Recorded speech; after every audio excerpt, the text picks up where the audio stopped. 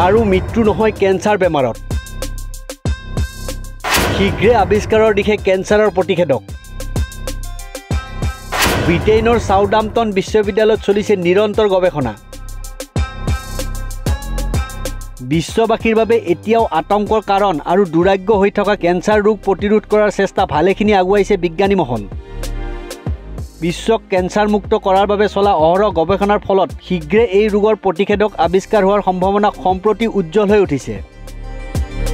সকলো ঠিকে থাকে আগবাঢ়িলে ব্ৰিটেইনৰ সাউদাম্পটন বিশ্ববিদ্যালয়ৰ অধ্যাপক সালিম খাকৰ নেতৃত্বত এডল বিজ্ঞানীয়ে শীঘ্ৰে তৈয়াৰ কৰি উলিয়াব বিশ্বৰ কোটি কোটি মানুহৰ অকাল মৃত্যুৰ ভয়াবহ কাৰক কেঞ্চাৰৰ অদ্য পৰিমিত প্ৰথমটো প্ৰতিষেধক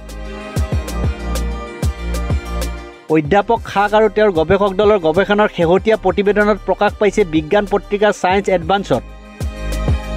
এই প্ৰতিবেদনৰ তথ্য অনুসৰি শৰীৰৰ প্ৰতিৰক্ষা তন্ত্ৰই কিদৰে প্ৰাকৃতিকভাৱে কেঞ্চাৰৰ কোষসমূহ আক্ৰমণৰ লক্ষ্য কৰি লয় সেয়া আৱিষ্কাৰ কৰিবলৈ সমৰ্থ হৈছে গৱেষকসকলে এই কথাই নতুন কম আক্ৰমণাত্মক কেঞ্চাৰৰ চিকিৎসাত সহায় কৰিব বুলি উল্লেখ কৰা হৈছে গৱেষণালব্ধ তথ্যমতে শৰীৰৰ প্ৰতিৰক্ষা তন্ত্ৰৰ প্ৰাকৃতিক আক্ৰমণকাৰী কোষসমূহে সহজভাৱে কেঞ্চাৰ বিয়পাৰ বাবে দায়ী XPO1 নামৰ আক্ৰমণকাৰী কোষসমূহে সহজভাৱে কেঞ্চাৰ বিয়পাৰ বাবে দায়ী গৱেষকসকলে এই প্ৰটিনবিধৰ পৰা উৎপত্তি হোৱা পেপটাইড অৰ্থাৎ এমিনো এচিডৰ এটা সৰু শৃংখলৰ সন্ধান পাইছে যি শৃংখলে কেঞ্চাৰ কোষক আক্ৰমণ কৰা শৰীৰৰ প্ৰতিৰক্ষা তন্ত্ৰৰ কোষসমূহ ওলোটাই আক্ৰমণ কৰি প্ৰতিৰক্ষা তন্ত্ৰক দুৰ্বল কৰি তোলাৰ চেষ্টা কৰে এই গৱেষণাই আক্ৰমণকাৰী বা প্ৰতিৰোধী কোষে কেঞ্চাৰ আৰু কোষক অপৰিকল্পিতভাৱে বাছি আক্ৰমণ কৰা বুলি থকা ধাৰণাক প্ৰত্যাহ্বান জনালে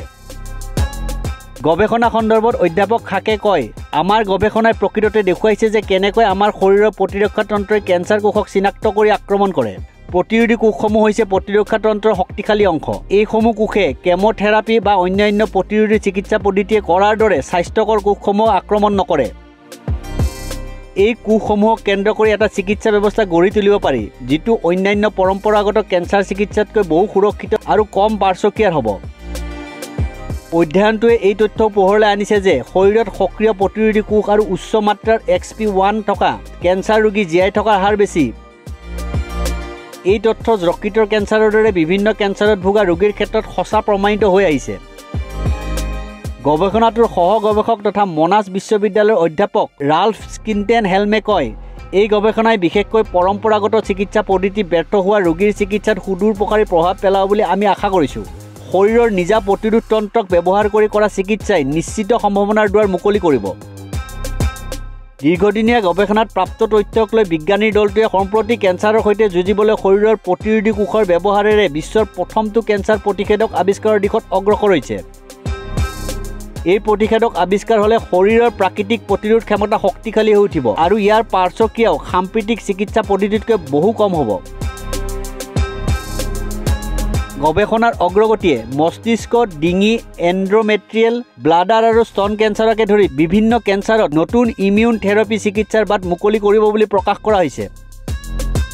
প্ৰতিষেধক আৱিষ্কাৰ হ'লে স্বাভাৱিকতে কেঞ্চাৰৰ চিকিৎসাত অভূতপূৰ্ব বিপ্লৱ সংঘটিত হ'ব আৰু কঢ়িয়াই আনিব কোটি কোটি পৰিয়াললৈ আশাৰ ৰেঙনি নিউজ ডেস্ক ৰিপৰ্ট নিউজ 13